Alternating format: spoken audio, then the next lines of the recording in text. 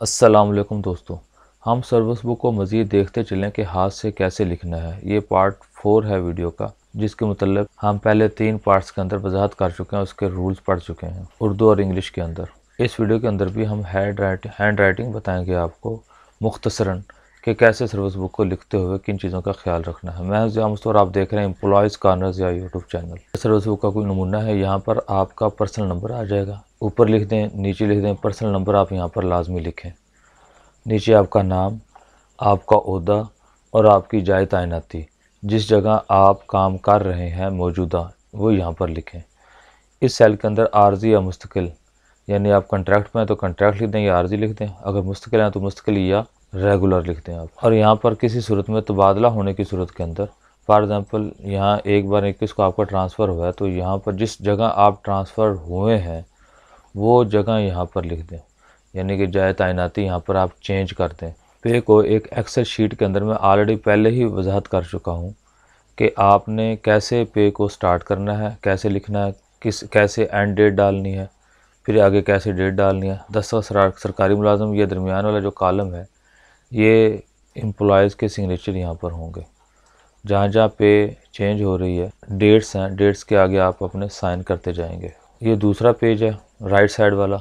आपने जो भी लिखना है, आपके ऑर्डर हैं, आपके जो अपग्रेडेशन है, प्रमोशन है, लेटर्स हैं, आपकी तलीमी काबिलियत है, वो आपने दाएं तरफ लिखनी है यूँ, और उसे डीडीओ से साइन करवाने हैं आपने।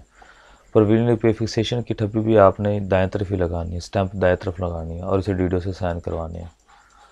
और यहाँ पर आपके सिग्नेचर के बाद आपके डीडीओ के सिग्नेचर होंगे, किस डेट तक एंड हुई आपकी पे, और आगे आपने यहाँ पर रीज़न लिखनी है।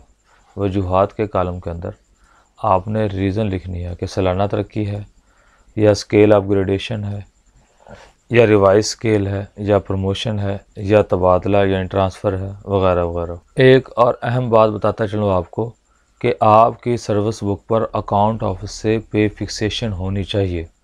अगर अकाउंट ऑफिस से पे फिक्सेशन नहीं हुई तो गोया कि आपकी सर्विस बुक ही जाली है, क्योंकि नॉन गज़टेड का यही मसला है कि जब तक अकाउंट ऑफिस से पे फिक्सेशन नहीं होती, उनकी स्टैंप नहीं लग जाती और उनकी नंबरी नहीं लग जाती, ये वाली नंबरी ऐसे, और उनके साइन और सील नहीं लग जाती, तो वो सर्विस बुक आप जितनी अच्छी लिख लें, जितनी मर्ज़ी लिख लें, वो आपकी सर्विस बुक जाली कंसीडर होगी।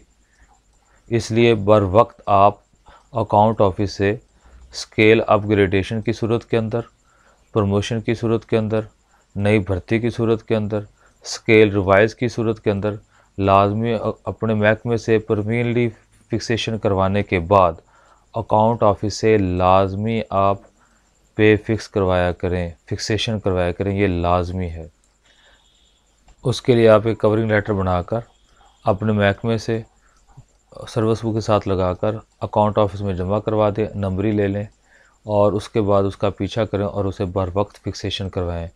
चाहे आपकी एक स्टैंप रहती है या 14 स्टैंप रहती हैं, उसे हर हाल में आप कंप्लीट करें। बाद में आने वाले वक्त के अंदर फिर जितना जितना काम इकट्ठा होता जाएगा उतना ही आपके लिए मुश्किल, या आपके मरने के बाद आपकी फ़ैमिली के लिए उतना ही मुश्किल होता जाएगा। तो इस मुख्तसर वीडियो के अंदर हमने देखा कि सर्विस बुक को हाथ से कैसे लिखना है और किन किन बातों का ख्याल रखना है।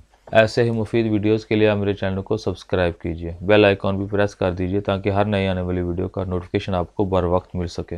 अगर वीडियो वॉच ना कर सकें तो कम अज़ कम उसके डिस्क्रिप्शन में जो लिंक दिया गया है उसे डाउनलोड करके आप ज़रूर उसका मुताला किया करें। अगर समझ ना आए तो फिर उसके रिलेटेड आप वीडियो वॉच कर लिया करें।